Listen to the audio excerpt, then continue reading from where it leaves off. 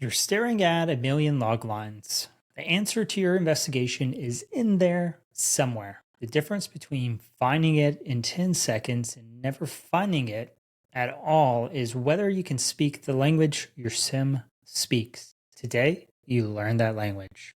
By now, you can open the search interface, you can adjust the time, you can expand documents, and you can add columns. What you can't do yet is ask precise questions about the data. Sure, you could click around and find some things by accident, but learning how to actually write a proper query will help you get to that data much quicker. And that is the jump we make today. The language is called KQL, Kibana Query Language. It isn't code.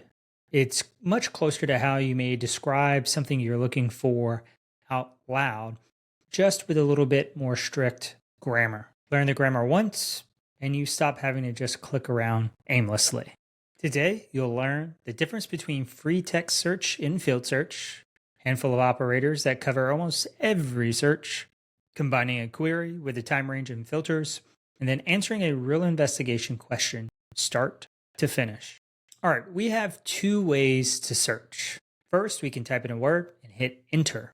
Type in SSHD and well, you get every log that has that value in there.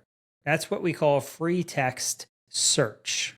It's fast, it's blunt, and it's good for a very first look. However, it is bad for precision because that same word could end up in fields that we don't necessarily care about. The second way is to tell Kibana exactly what you're looking for and which field to look in. In this example, we could say process.name : SSHD, and that will identify every log where SSHD is in the field process.name.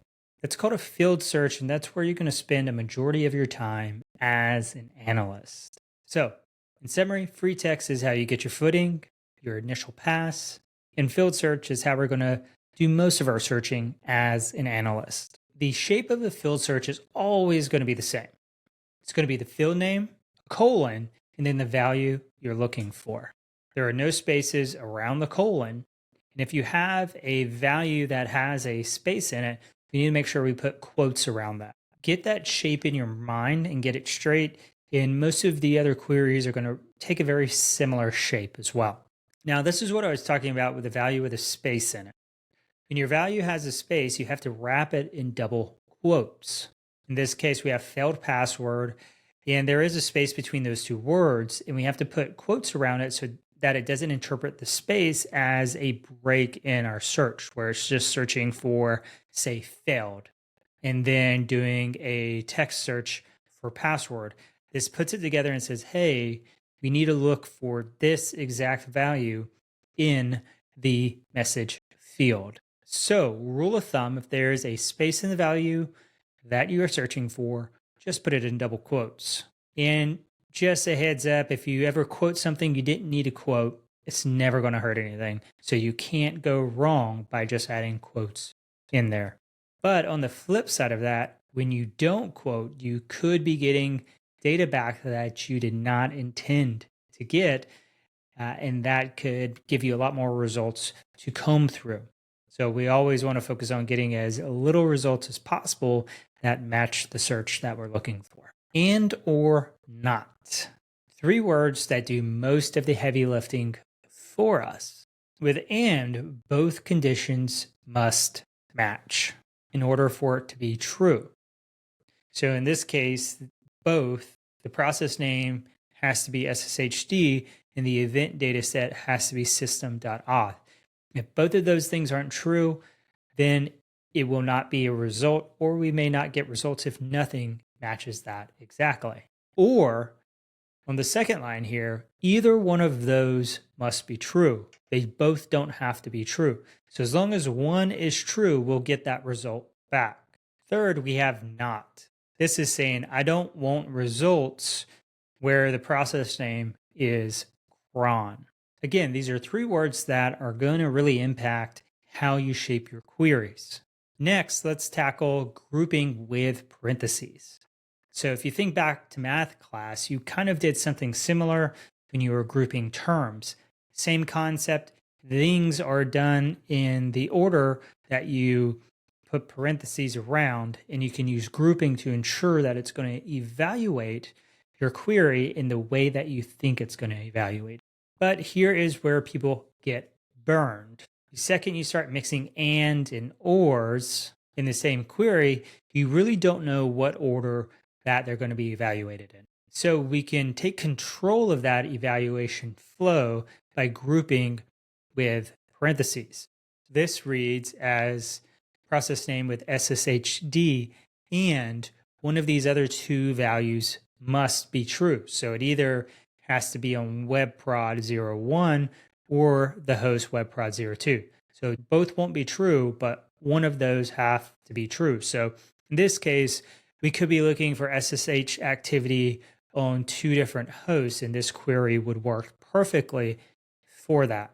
So without parentheses, Kibana could group stuff in really weird ways and unexpected ways as well. So when in doubt, we do want to make sure we put parentheses in here to make sure we're getting the results we expect. One field, many values. So this is almost like a shortcut to search multiple values in the same field. When we want one field to match multiple values, like in this case, SSHD, sudo, or cron, we can just put those values in parentheses and then separate them by an OR.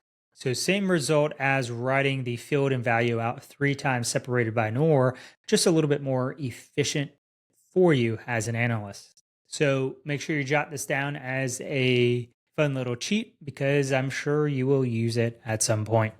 Wildcards. A very fun thing for you to learn and understand as part of the query language. So it stands for any run of characters. In this case, we're saying SSH and then anything. So it's going to match on SSHD and whatever else starts with SSH, such as SSH-agent. So this is very useful when you're not sure where a value may end up in a specific field, or when you want a whole family of values in a field. But one caution here, this is a very computationally intense trick. And if you're searching a really long time frame utilizing wildcards, you may end up getting timeouts and whatnot, or just taking a really long time. So be careful. You can even do wildcards before and after, and the same thing, again, computationally intensive. So not the best thing to do, but it can be a very valuable tool in the right situation for an analyst. Ranges on numbers and dates. For numbers and dates, you can use comparison operators. Again, let's go back to math class. I'm sure we've seen these before. Greater than, less than, greater than or equal to, all of those and more apply here when we're talking about looking at numbers. In this case, it says a process ID that is greater than 1000. Maybe not the most apt way to do this, but there are very specific circumstances where maybe you want something like, say, with network traffic, we want to see things only where packets are bigger than a certain amount, like 1 megabyte, right? Looking for data exfil. We would look for things more than 1 gigabyte, perhaps. So it can be very handy given the situation. You can also do this with dates, but we do have the time picker to do that with as well. So in summary, use an operator when you need a range inside of a window of numbers. Does this field exist? So you probably noticed that there's a wildcard in here. So this is simply saying, I want anything with a username field in it. So any log with this field. And if you remember correctly, not every log has the same fields. So this could be a case where we're not sure where a specific field name will show up, like what type of log. And so we could utilize this method to do just that. So it can be very useful in certain circumstances as well. So make sure to add that to your toolkit as an analyst. Now, negation on its own. So we did this negation again because it does earn its own spot here in our list of things you should know. Not in front of a condition strips it out of our data set that's going to be returned to us. So in this case, we're saying the data set is system.auth, but we don't want logs where the event outcome is a success. So we're stripping out those events that match success. So this is how we could go about excluding certain events that we don't care about, such as things that we know are baseline activities, to get us down to the more nuanced ones or things that seem more interesting to us, in this case, failures. All right, so let's take a look at that whole toolkit here. And I promise you, with just these handful of things, if you get good at understanding these, you'll be in a really good spot as an analyst, and you will be able to do some fairly complex stuff with just these building blocks here. Now, let's use it. Let's actually dive into an investigation and see what we can find. All right, so you should have already loaded in the data. If not, go ahead and load that data in. There is a video, and I'll make sure to link it in the description below. But go ahead and load in that data set, and then we'll do our first thing, which is to set our time frame that we need for this data. So in this case, we are going to set the time frame of June 7th, 2026 to June 12th, 2026. And if you want to do it manually, this was already saved. We just click this and we go in here, click that. We want to make sure 000. And then we do the same for the end time. So we click 12, make sure it says 000. And we have everything that we need.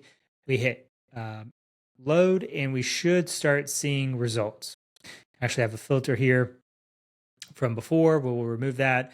You should be seeing results.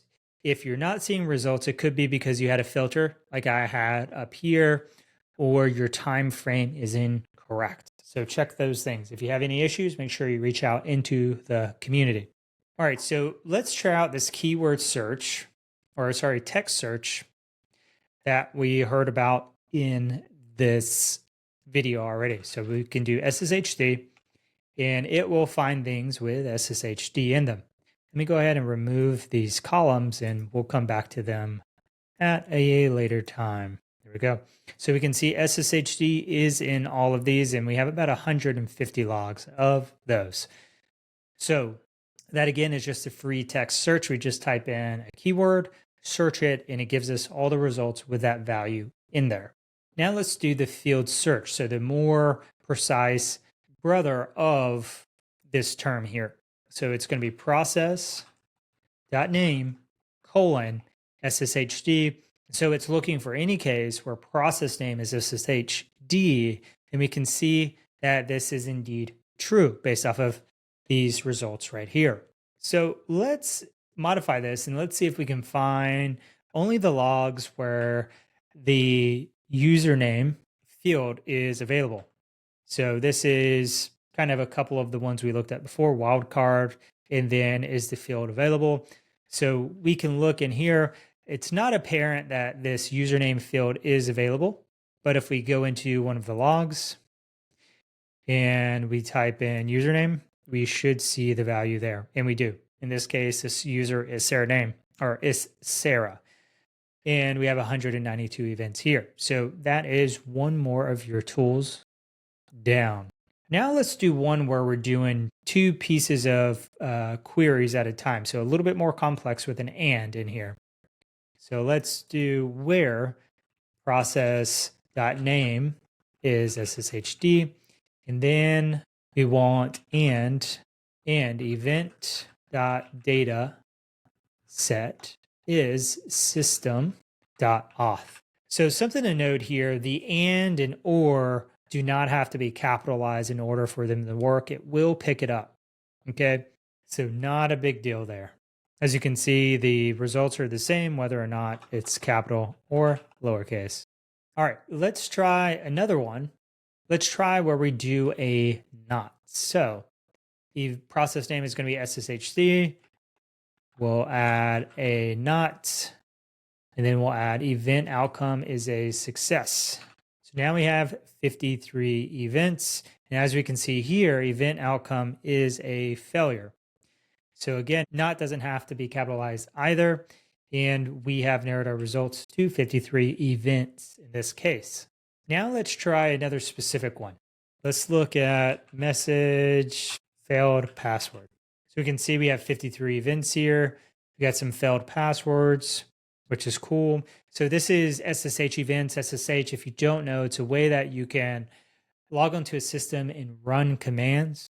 And what we could do is we could look at the IP addresses and the usernames here. So we can try adding some fields to this, and it can make your searching a little bit easier. Like if we wanted to quickly scan these. So we could say source IP, we'll add it. And by doing that here, we see that we can quickly scan and see what user and IP. If we notice, we see a bunch of them from the same IP, which is pretty similar to a brute force, right? With a brute force, we'd expect a bunch of different users or the same user over and over from maybe the same IP for a basic brute force attack. So how about we look for cases where there's an SSH involved, but there is a success. So let's modify this and say process.name equals SSHD and event.outcome is a success. So in the case of the other one, right, like now we see a bunch, and this could be like normal, right? We'd expect to see a bunch of different ones logging in. But if we remember correctly, this was one of the ones that looked like it was brute forcing a bunch of different accounts. So if we select the plus sign here, we can add a little pill up here, and it's filtering only on this IP. So we can say, hey, this person was actually successful in their brute force campaign at this time with a user test. So this is a case where we're mixing some of these with pill-based filters. So in this success, we can see if we look in here, all right, let's remove this. We can see more data about this particular thing. So we can say it was indeed a success. We should also see the reason. So in message, we see accepted password for test. So they were successful. Now let's follow the compromise a little bit more just to get you familiar with pivoting, utilizing different filters. Now that we have a user that we know was compromised, we can search on that user. So user.name test using the same syntax that we know from before. And we can see what we can do is remove these. Before I remove it, notice that the source IP isn't in these specific logs. And maybe that's because they're not SSH logs. They may be different types of logs just where that user was active. So if we remove these, let's go ahead and remove this column. Now we're going to pivot off of this first one here. If we look at it, it says we can interpret, so test was doing this, but we also see that it is now user root and a bin.bash shell was opened up and the process name is sudo. So basically the user test has elevated their privileges on this host. So let's do one more or a couple more queries here just to get you familiar with some of the other syntax that we utilize. So let's do process.name. We'll do this, do our colon. We'll say SSHD or sudo. So of course we have lots and lots of SSHD, handful of sudo here. Now let's do something a little bit more slightly complex. We'll do event.data set system.auth, and we'll do this and put this in quotes. We need to fix this, and then now we have a little bit more complex where this is the case, and then we're looking for any of these. And just a reminder that we could do something like this if we didn't want to do that method. We could do something like this, and we get the same results. So pretty straightforward, just in case you wanted to see that.